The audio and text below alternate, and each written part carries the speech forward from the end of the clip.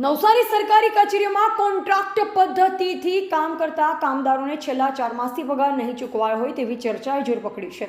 સરકારી કચેરીઓમાં કોન્ટ્રાક્ટર પદ્ધતિથી કામ કરતા કામદારોને છેલ્લા 4 માસથી પગાર નહીં ચૂકવાયો હોય તેવી ચર્ચા ચકડોળે ચડતા સમગ્ર નવસારી જિલ્લાની કચેરીઓમાં કામ કરતા કોન્ટ્રાક્ટ પદ્ધતિથી કરતા કામદારો ઓપરેટરોને શું હાલાકી પડી રહી હશે તે વિચારી લોકોમાં એક સહાનુભૂતિવાળું વાતાવરણ ઊભું થયું છે અને કોન્ટ્રાક્ટ પદ્ધતિથી કામ કરતા ઓપરેટરોને પગારના ચૂકવણા જલ્દી થાય તેવી લોક લાગણી સામે આવી રહી છે।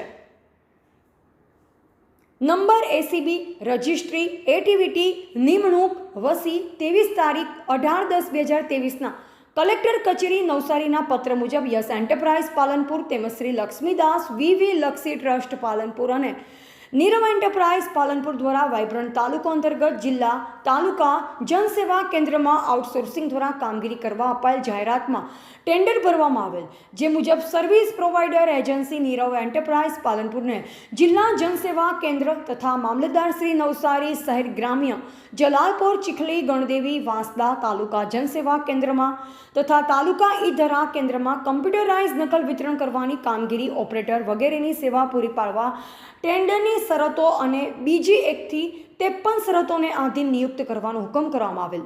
ઉપરોક્ત જણાવેલ સરકારી કચેરીઓમાં કોન્ટ્રાક્ટ બેઝ પર કામ કરતા ઓપરેટરોની હાલમાં કફોડી થઈ હોવાની લોકચર્ચા જોરશોરથી ચાલી રહી છે। મળતી વિગત મુજબ આ ઓપરેટરોને છેલ્લા 4 માસથી પગાર મળ્યો નથી।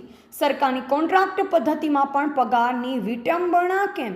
જો ખરેખર આ સ્થિતિ હોય ને જિમ્મેદાર કોન્ટ્રાક્ટર મેળવનારના જિમ્મેદારનો ફોન ઉચકી જવાબ આપવા તૈયાર નથી તો આમાં સત્ય હકીકત શું? ટીવી18 ન્યૂઝ નેટવર્ક સાથે રિપોર્ટર રસીદ ભાણા, નવસારી।